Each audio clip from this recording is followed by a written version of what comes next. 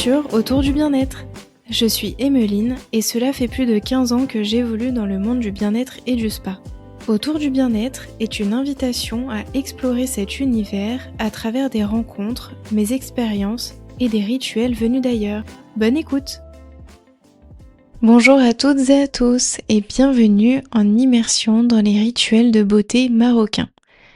Aujourd'hui, j'avais envie de vous parler d'une expérience que j'ai vécue au Maroc dans un hammam traditionnel. Avant de vous raconter ça, je me suis rappelée de ma première expérience en tant que spa manager. C'était il y a presque 10 ans. J'avais 22 ans et je travaillais dans un hammam marocain traditionnel haut de gamme à Lyon, chez Nomade Essence. D'ailleurs, si vous avez l'occasion d'y aller, je vous invite vraiment à y aller. C'est un très beau lieu avec une belle énergie des soins de qualité. Je pratiquais également les soins là-bas et on réalisait des gommages directement dans le hammam avec la vapeur encore présente en paréo dans la chaleur. C'était une vraie immersion autant pour nous que pour les clients. C'est là que j'ai découvert pour la première fois ces rituels de l'intérieur. Et j'avais même créé à l'époque un protocole de massage à 4 mains à l'huile d'argan qui s'appelait du Sahara à l'océan et qui est toujours proposé à la carte aujourd'hui. J'adorais ce massage et je sais pas vous, mais les massages à 4 mains, c'est vraiment un massage qui me permet la plus grande détente. Un des massages qui me permet vraiment de relâcher. Comme quoi, en tout cas, le désert et ce pays me faisaient déjà rêver à l'époque. Donc quand je suis arrivée au Maroc, j'avais déjà cette base-là, mais j'étais très curieuse de découvrir la version plus traditionnelle. Alors pour vous expliquer, il faut savoir déjà que les hammams traditionnels sont séparés hommes et femmes. Les praticiennes ne parlaient pas français ni anglais. Il n'y a aucune explication, on doit juste suivre le mouvement. Donc quand on arrive, on choisit un rituel. Dans mon cas, j'ai pris un rituel de plus de 2h30 avec hammam, savon noir, rassoul, massage à l'huile d'argan et lavage du corps et des cheveux. Et très vite, on est plongé dedans, on se retrouve dans une grande pièce avec un panier. On enlève ses affaires, on garde juste le sous-vêtement sans le haut et on entre dans le hammam. Donc c'est une grande salle voûtée, blanchie à la chaux. Donc en fait, c'est des murs qui sont recouverts d'un enduit blanc naturel à base de chaux. C'est un matériau qui permet de résister à l'humidité. Et contrairement à la France, il n'y a pas forcément de vapeur ultra dense où on ne voit plus rien. Là, on voit tout le monde, on entend, voilà, c'est très vivant. Les locaux sont entre eux, en famille et on nous met sur un petit tabouret en plastique et on attend. Et là, le rituel commence, quelqu'un, donc une praticienne arrive, sans vraiment de transition, elle nous verse d'un coup sec un seau d'eau chaude sur le corps, très direct. Ensuite, elle applique le savon noir dans le dos. Puis la praticienne nous fait comprendre qu'il faut l'appliquer sur tout le corps nous-mêmes, sauf sur le visage. Donc on laisse poser environ 15-20 minutes. On reste là, toujours sans explication. Et le savon noir, du coup, c'est une pâte en fait à base d'olive noire broyée et macérée, mélangée à de la potasse, de l'huile d'olive. Ça fait une pâte qui est assez épaisse, ça permet d'émolier la peau avant le gommage. Et là, on est un peu entre deux, on ne fait rien, on est au milieu du hammam, dans la chaleur, dans le bruit. Et c'est un moment, comme je disais, voilà, avec les locaux, qui pratiquent en famille. En général, elles se gomment elles-mêmes et après avoir demandé à plusieurs locaux, elles le font en général une fois par semaine. Je vous avoue, petit moment de solitude, puis on vient nous chercher, au bout de quelques temps en nous prenant par le bras. Donc là, elle m'allonge donc sur une table en pierre et là commence le gommage au gant de kessa. Donc le gant de kessa, c'est un gant exfoliant marocain très rugueux et là, c'est intense, elle gomme, même avec mon accord, le visage. C'était une première pour moi aux gants. Je m'étais jamais gommé le visage aux gants. Donc le geste est ferme, précis, vraiment profond et voilà, on sent que l'objectif, c'est vraiment de nettoyer, d'exfolier complètement. Tout le corps est travaillé sans exception, faut pas forcément être pudique et voilà, on voit vraiment le résultat, et donc chaque table a son lavabo qui est à côté.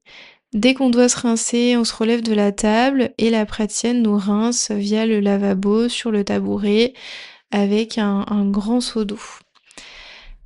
Après cette étape-là, on retourne sur la table et on passe au rassoul. Donc le rassoul, c'est une argile, volcanique qu'on retrouve, souvent dans les montagnes, de l'Atlas marocain, qu'on mélange avec de l'eau pour obtenir une pâte et donc on applique là sur tout le corps, visage et cheveux éventuellement. Donc ça sert vraiment à purifier, absorber les impuretés et adoucir la peau aussi. On laisse poser plus de 20 minutes. Bon, je me suis quand même demandé au bout de 30 minutes si elle m'avait oubliée, mais ça m'a permis vraiment de me laisser porter et d'essayer de pas contrôler la chose. Donc c'est un moment qui est assez calme, malgré tout le mouvement et le bruit, autour finalement. Donc on se fait rincer et puis là on vient au massage à l'huile d'argan.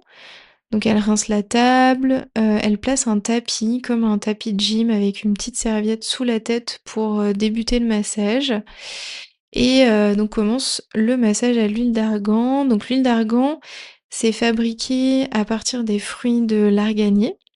À l'intérieur du fruit, il y a une noix et dans cette noix des graines et donc les graines sont broyées et c'est un processus, traditionnel pour obtenir une pâte qui, mélangée à de l'eau, en fait, permet de séparer l'huile naturellement. Donc cette huile, elle est utilisée pour la peau et les cheveux. J'ai mis d'ailleurs une vidéo dans le post Instagram pour que vous puissiez voir le processus de fabrication. Voilà, le massage, lui, est assez simple dans le geste, des lissages, des mouvements enveloppants avec une bonne pression. D'ailleurs, en parlant de cosmétiques, petite parenthèse, j'ai vu qu'il y avait des herboristeries en fait là-bas, il y en a pas mal et l'huile d'argan est sous format cosmétique, mais on la retrouve aussi sous format culinaire. Ça, je savais pas et apparemment elle a des très bonnes propriétés, pour la santé. Donc on peut, voilà, cuisiner tous les plats avec.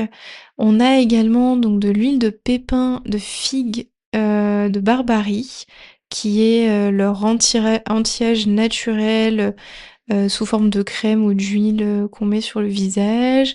On a bien sûr l'eau de rose, l'eau de fleur d'oranger, pas mal de tisanes aussi, des, cristaux aussi d'eucalyptus, pour la respiration ou les rhumes.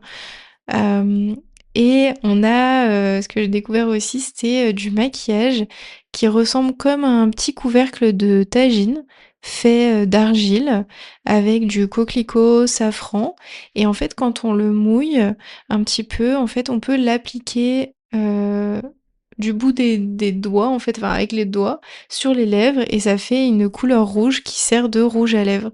Donc j'avais jamais vu ça et j'ai trouvé ça super intéressant. En tout cas, pour revenir à notre hammam, donc une fois le massage terminé, vient le lavage. Donc là, lavage complet du corps et des cheveux. Là, c'est quand même assez surprenant parce qu'on se fait laver entièrement. Donc les cheveux, le corps, on est pris en charge de A à Z. Et la petite brosse en plastique fournie au début dans le panier. Donc elle nous, lave et nous brosse les cheveux avec toujours les gros seaux d'eau, donc c'est assez surprenant et agréable. On se laisse totalement faire en fait. Après ça, elle me raccompagne donc jusqu'au bout, avec mon petit panier, jusqu'à ce que je me rhabille, puis elle me sèche les cheveux, c'était vraiment, une super expérience. Ce que je retiens surtout, c'est, vraiment Lâcher prise finalement, parce que clairement c'est pas comme un spa comme on peut avoir l'habitude, surtout quand on est du milieu où on a tendance à un petit peu tout analyser et cetera.